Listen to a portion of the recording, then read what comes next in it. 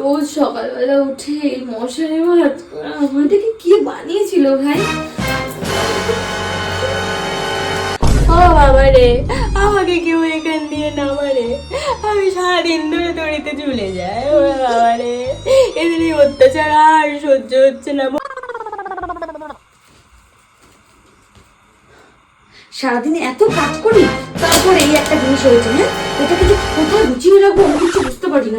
সারা বাড়ি যত জঞ্জাল হচ্ছে, এইটা যত জঞ্জাল, এত ও ভাই, আমাকে কেউ বাঁচা। এরা আমাকে একটু সম্মান করে না, আমাকে যেখানে সেখানে ফেলে রাখে। আমাকে কেউ বাঁচা।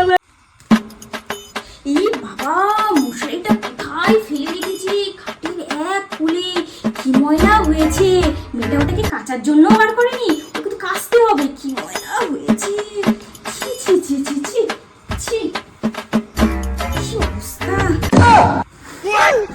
ভগবান, এরা আমাকে কোথায় ফেলে রেখেছে? একবার দড়িতে ঝুলে রাখছে, একবার খাটের গুলি ফেলে রাখছে, একবার বালতির ভেতরে ঢুকিয়ে দিচ্ছে। আমাদের কি কোনো মান সম্মান নেই? কত রাত হয়ে গেছে, একটু ঘুমাতে হবে। উফ, কি আরাম।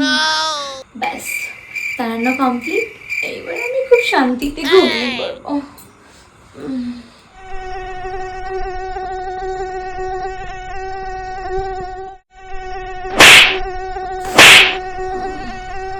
কি করে